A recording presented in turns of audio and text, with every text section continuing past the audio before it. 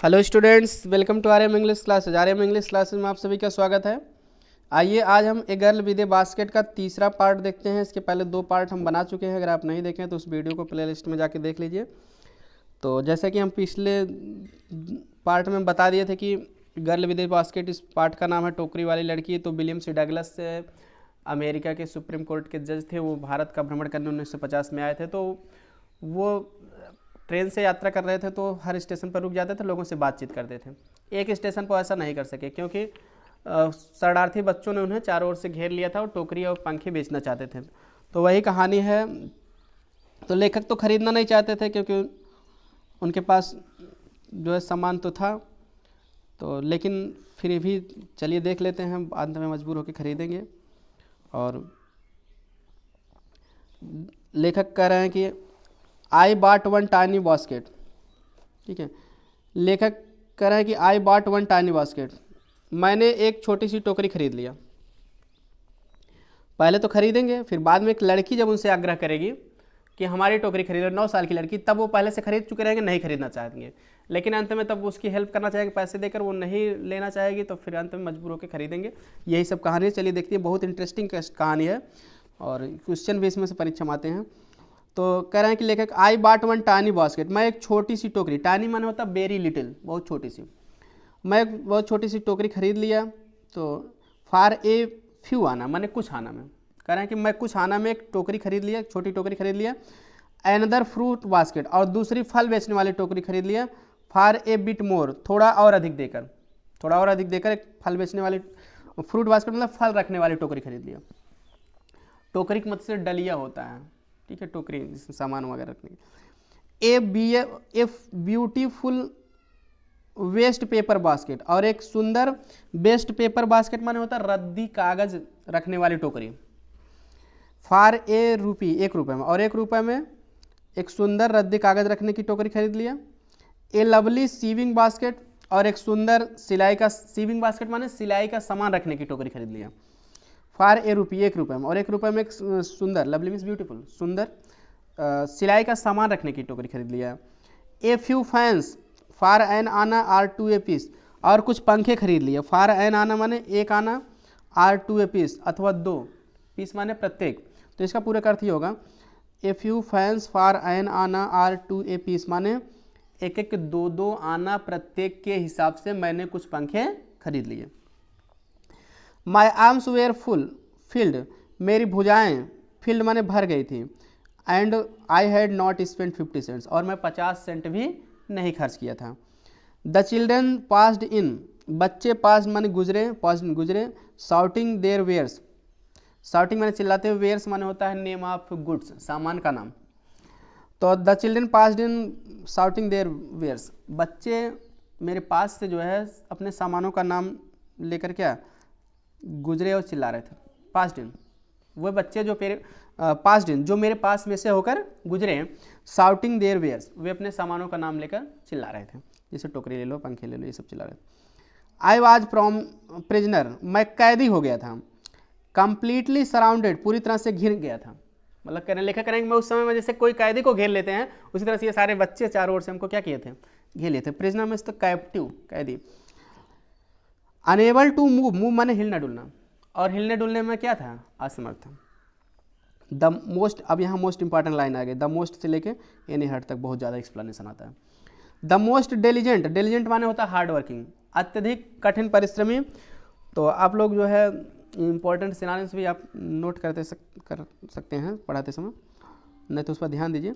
The most diligent माने अत्यधिक, सबसे अधिक परिश्रमी, डिलीजेंट माने परिश्रमी, लेबोरियस, हार्ड वर्किंग। अग्रेसिव माने आक्रामक, फोर्सफुल। वेंडर माने सेलर, विक्रेता। Was a beautiful girl of 9 साल की एक छोटी सी लड़की थी। राइट माने सीधे, इन फ्रंट ऑफ मी, मेरे सामने खड़ी थी, जो सीधे मेरे सामने खड़ी थी। इन फ्रंट ऑफ मी माने बिफोर मी, मेरे सामने खड़ी थी। अब देखिए अमेरिकन लेखक है तो बिफोर की जगह इन फ्रंट ऑफ लगा दिए हैं वो, क्लियर। यदि बिफोर में करिए ब्रिटिश इंग्लिश में। तो the most diligent aggressive vendor was a beautiful girl of 9, सबसे अधिक परिश्रमी आक्रामक विक्रेता एक 9 साल की सुंदर लड़की थी जो सीधे मेरे सामने खड़ी थी।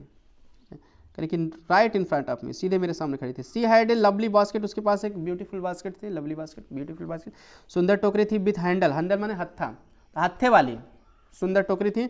And she wanted a rupee and a half for it, और वह इसके लिए 1 रुपये और आधा यानी कि 1.5 रुपये चाहती थी। आर अबाउट 30 सेंट, अथवा 30 सेंट चाहती थी। She was an earnest pleader, वह एक अर्नेस्ट प्लीडर माने होता है गंभीर तर्क का सहयोगी, वह गंभीर तर्क का सहयोगी थी। कहने का मतलब यह है कि गंभीर रूप से प्रार्थना करने वाली थी। Clear, sincere supporter. There were tears in her eyes, उसकी आंखों में आंसू थे। सी प्लीडेड, प्लीडेड माने आग्रह करना या प्रार्थना करना। एंड बेग्ड माने वही गिड़गिड़ा कर कहना। इन टोन्स माने ऐसे स्वर में, वह प्रार्थना की और ऐसे स्वर में गिड़गिड़ा कर कही टोकरी खरीदने के लिए।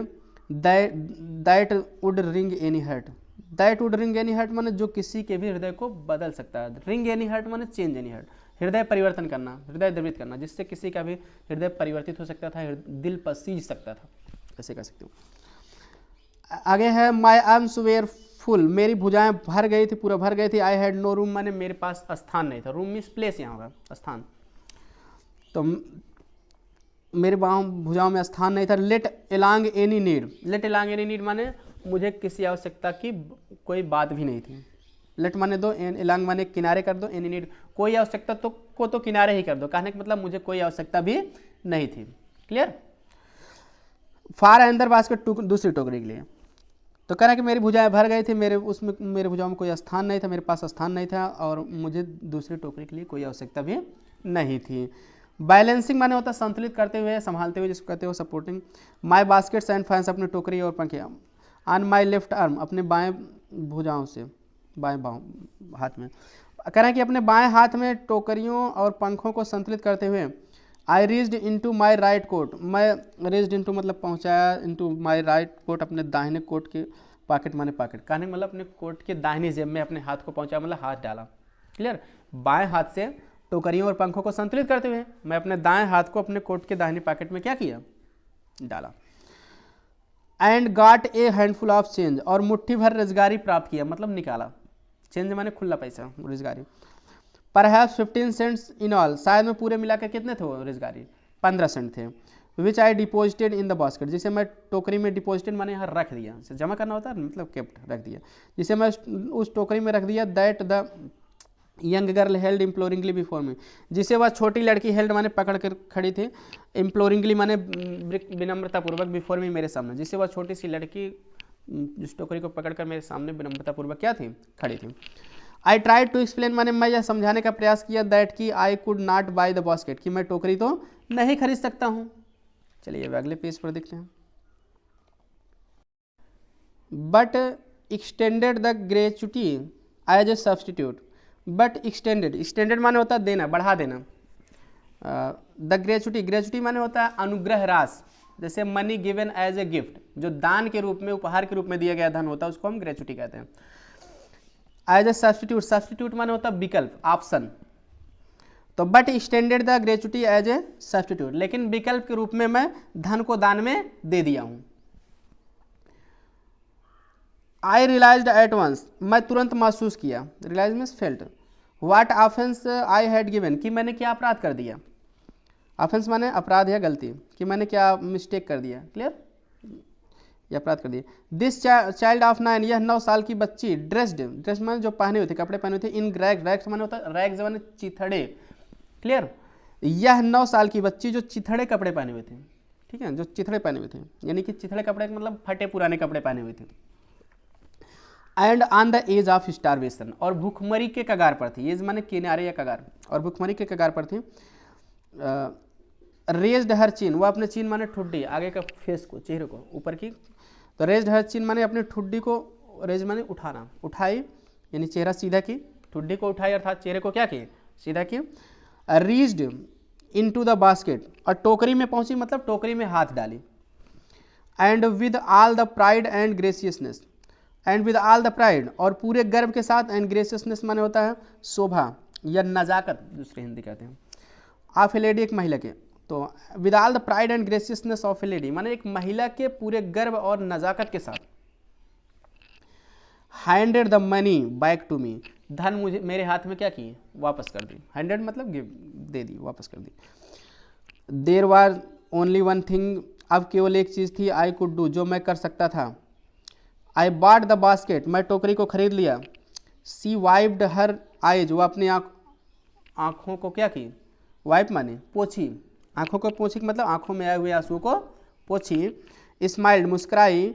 And dash down the platform, dash down मतलब तेजी से दौड़कर गई द प्लेटफॉर्म, प्लेटफॉर्म की तरफ, और तेजी से दौड़कर प्लेटफॉर्म की तरफ गई।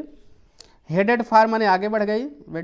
सम ग्रास हट, किसी झोपड़ी की तरफ, ग्रास माने घास, किसी घास फूस की झोपड़ी की तरफ आगे बढ़ गई, किसी घास की झोपड़ी की तरफ आगे बढ़ गई। That would have at least 30 cents, कि कम से कम 30 सेंट तो होगा।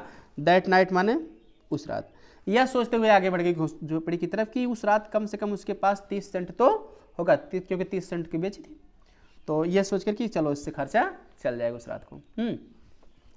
तो फिर कह रहे हैं आगे, I told this story to prime minister Pandit Jawaharlal Nehru, मैं यह कहानी प्रधानमंत्री पंडित जवाहरलाल नेहरू को बताया, जो उस समय के प्रधानमंत्री थे उनको बताया, पंडित जवाहरलाल नेहरू को। आई टोल्ड हिम, मैं उन्हें बताया, इट वाज वन रीजन, कि यही एकमात्र कारण है, I had fallen in love with India, कि मैं भारतवासियों से प्रेम करने लगा हूँ। फॉल इन लव माने प्रेम करने लगना, प्रेम कर बैठना। क्लियर, ये क्वेश्चन आता क्यों प्रेम करने लगे थे भारतवासियों से, तो यही कारण है। क्लियर, स्टोरी बताएं, लड़की वाली बताएंगे। द पीपुल आई सा, लास्ट बहुत इंपॉर्टेंट एक्सप्लेनेशन आता है इसका, द पीपुल से लेकर लास्ट तक इंपॉर्टेंट एक्सप्लेन है, ध्यान दीजिए आप पूरा। द पीपुल आई सा इन इंडिया, उन लोगों को जिन्हें मैं भारत में देखा, दोज माने वे, इन विलेजेस, गाँव में रहने वाले लोग भी थे, एज वेल एज दोज, और वे लोग भी थे, इन हाई ऑफिसेज, जो ऊंचे पदों पर रहने वाले थे। हैव बोथ, उनके पास दोनों चीज़ें थी, प्राइड माने गर्व था, and lively sense of decency, lively sense माने होता है उत्साह वाली भावना, feeling of enthusiasm, and decency माने शिष्टाचार, गुड बिहेवियर्स। तो कह रहे हैं कि मतलब उनके पास शिष्टाचार एंड सिटीजनशिप माने नागरिकता, तो ऑफ माने के प्रति, तो have both pride and lively sense of decency and citizenship, उनके पास कह रहे हैं कि शिष्टाचार और नागरिकता के प्रति गर्व और उत्साह वाली भावना थी। They also have a passion, उनके पास पैसन माने होता है दृढ़ इच्छा, स्ट्रांग डिजायर, उनके पास दृढ़ इच्छा थी या तीव्र भावना थी, ठीक ना। और फॉर इंडिपेंडेंस माने स्वतंत्रता के लिए, उनके पास स्वतंत्रता की दृढ़ इच्छा थी। अब कभी कभी तो यहाँ से आ जाता है एक्सप्लेनेशन, दिस से लेके लास्ट तक। दिस ब्यूटीफुल चाइल्ड, यह सुंदर लड़की, बार्न इन स्कॉलर एंड पॉवर्टी, बार्न माने जो पैदा हुई थी, स्कॉलर माने होता है गंदा वातावरण, डर्टी कंडीशन या डर्टी सराउंडिंग, ठीक ना। तो यह सुंदर लड़की जो गंदा वातावरण और गरीबी में पैदा हुई थी। क्लियर, गंदा वातावरण में पैदा हुई थी और गरीबी में पली थी, ऐसे कह दो। Clear, uneducated in both, uneducated माने अशिक्षित इन बोथ, दोनों रूपों में। ग्रामर माने व्याकरण, मैनर्स माने व्यवहार, या व्याकरण और व्यवहार इन दोनों रूपों में क्या थे, अशिक्षित थे। कहने का मतलब ये उसे व्याकरण की शिक्षा नहीं दिया गया था, व्याकरण मतलब रूल्स ऑफ लैंग्वेज, भाषा का कब कहाँ प्रयोग करना है, कैसे बोलना है। मैनर्स माने व्यवहार या तौर तरीका, तौर तरीकों के बारे में, मतलब वह अशिक्षित थी, उसको शिक्षा नहीं दिया गया था। हैड गिवन मी, लेकिन कह रहे कि उसने मुझे दिया एक ग्लिम्स माने एक झलक, of the warm soul of India, भारत के वार्म सोल माने होता है जीवंत आत्मा। क्लियर, और ऐसे भी कह सकते हो वार्म माने सोल मीन्स आत्मा, और सोल माने व्यक्ति भी होता है, जीवंत आत्मा मतलब प्रसन्न चित्त लोग। क्लियर, उसने मुझे भारत के जीवंत आत्मा की एक झलक दिखा दिया, या भारत के प्रसन्न चित्त व्यक्तियों की एक क्या दिया, झलक दिखा दिया, इस तरह से ये बताया उन्होंने। तो आई होप आपको पसंद आया होगा वीडियो पसंद आया तो लाइक कर दीजिए, दोस्तों के साथ शेयर कर दीजिए, चैनल सब्सक्राइब नहीं किया सब्सक्राइब जरूर कर लीजिए, ज़्यादा से ज़्यादा बच्चों तक शेयर करिए ताकि सभी बच्चे इसका फ़ायदा उठा सकें, पढ़ सकें। लॉकडाउन में हमारा मकसद है सभी बच्चों तक जानकारी को पहुंचाना, भारत या उत्तर प्रदेश के सभी स्टूडेंट्स पढ़ सके, यूपी बोर्ड के जितने लोग हैं, और बने रहे मेरे साथ। और thanks for watching, keep learning keep supporting, मिलते हैं नेक्स्ट वीडियो में।